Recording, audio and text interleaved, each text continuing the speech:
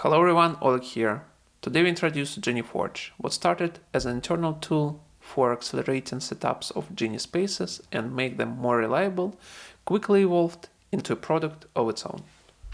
Imagine a situation, a business team asked us to set up a Genie Space for them. They pointed out location of the schema that they're interested in, and when you open the schema, you have a set of tables. And for the sake of this demo, I'll be using TPCDS schema that is available under samples in every Databricks environment. So usually these data sets are used for benchmarks, but today we'll be using for setuping a new Genie Spaces.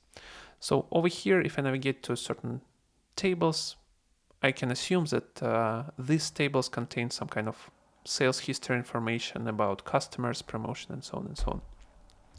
For example, over here, I opened customer table. I can see a set of columns, but I don't have any kind of metadata about what this column actually store, except for the column name. And the table itself does not contain any kind of information as well. If I put this as an input to Genie Space, Genie Space will want to understand what's going on inside. Especially if I looking into here, I can see that like it contains many surrogate keys. So I assume like actually it connected to other tables. So what should I do? That's exactly why we built Genie Forge.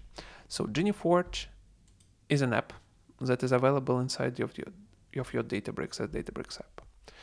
It allows you to create a Genie Spaces and manage existing Genie Spaces in an automated way. So for instance, if I want to create a new Genie Space based on the data sets that we just saw, I go to new space, I define space name, sales demo for YouTube. I select warehouse that will be used for this Genie Space. I select target catalog, I keep target schema, then define list of tables that I want to use. So over here, I will just put a set of tables from this data set. So like customer address, and so on and so on. And I will define a high-level use case. It's not a description, it's not an instruction, it's a use case. Basically, how we want to use this Genie Space. So over here, I will just put provide insights and details across sales history, across different sales channel. And press Start Setup. Once you press Start Setup, you will see a run of the Genie Space setups. It looks like this. It has a stage timeline where you have like different stages. It starts with validating setup requests, basically making sure that provided information is valid. Tables exist, we have access to warehouse, and so on and so on. Then it starts discovery. During discovery phase, Genie Forge tries to understand as much as possible about the tables that were provided in the setup requests. It tries to pull historical usage information from system tables and from lineage. It tries to pull sample data from those tables, and it tries to pull statistics from those tables. Based on that, it tries to understand how these tables actually can be used and what's inside of those tables. Based on that, it builds a proper semantic model. So for instance, if I go to here, the semantic model that was just like built for us. Semantic model, it's a separate schema where we had a set of views. Those views are pointing to the tables, but those views contains much more information compared to the tables. So for instance, it contains description. It contains description on columns. And for example, if I go, let's say, to demographics, it adjusts the content of the tables to make it more understandable by Genie Spaces, by Genie, or by LLMs in general. So for example, if we have like gender field, code gender, it used to be M and F, it translated to male and female, decoded it. The same did for martial status, it was like S, M, and so on. It decoded to the full names. So once it's created a semantic model, it goes to and creates Genie Space. So if I go to Genie Space, the way it creates it, it basically on the data it provides, it points to defined semantic layer. So again, to the tables that we just saw. And it creates instructions. So first of all, it creates general instructions where it defines the information about the table. So for example, over here, answer question about sales history across store, catalog, channels, including revenue, discounts, promotion, and net profit. Shared business language, what's net profit, what's revenue, what discount, and so on and so on. And again, it's been all created automatically using LLMs calls and agents behind Genie Forge. If I go to joins, it defines joins, basically how the tables are interconnected between each other. So for instance, if I go to here, I can see that catalog sales connected to date dimension table using like date surrogate key. Or if I go, for example, here, I can see that store sales connected to customers through customer surrogate key. And basically it instructs Genie Spaces how it actually supposed to use. The other things that it does, it generates evals.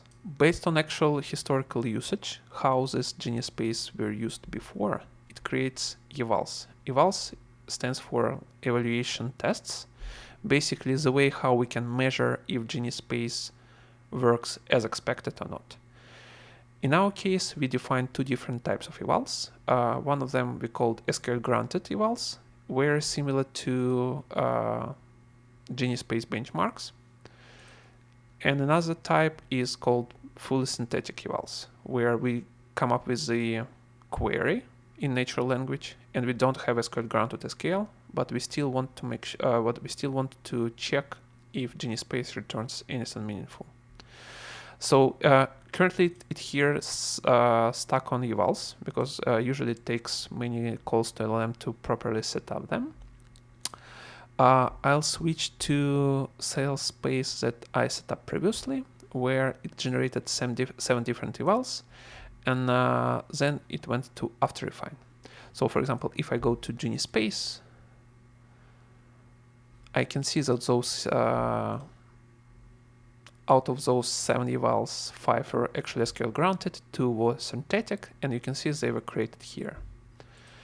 At the same time, once evals are generated, we run basically evaluation step, where during this step we try to evaluate how good is the current Genie Space. All of those information is tracked in MLflow.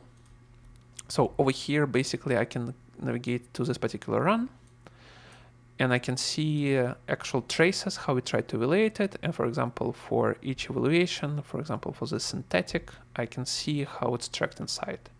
So for example, if I go to table representation, I can see what kind of question were asked and what kind of output score we assigned to answer of this question. And we have like even some kind of rationale why it's not 100 or why it's not 50.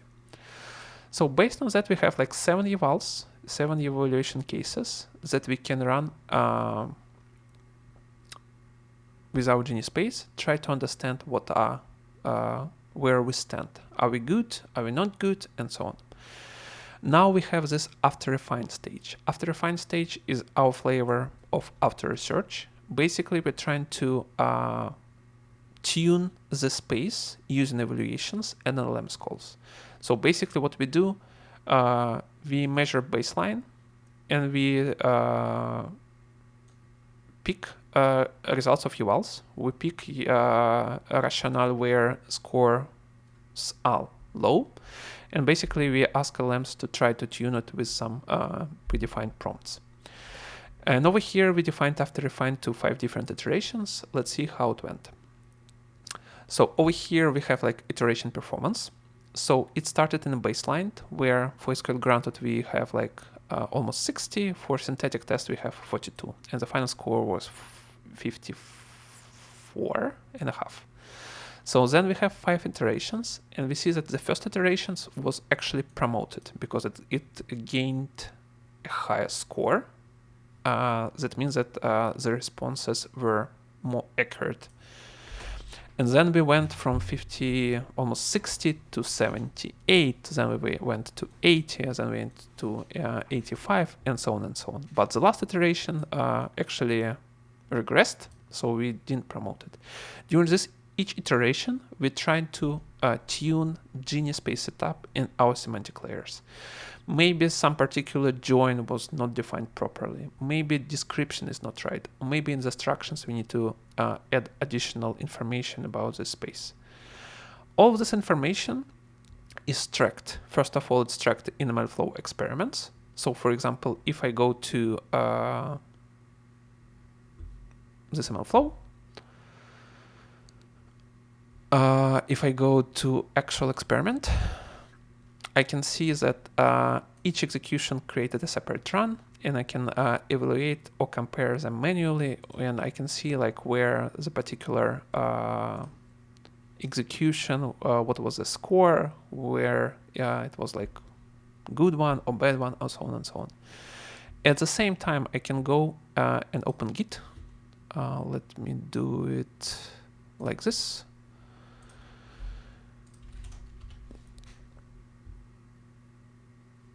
And in the Git, I created a separate branch for each iteration of after refine. So at any time, I can revert the change or review the change, like what was good, or why it was bad, and so on and so on. So it's all tracked.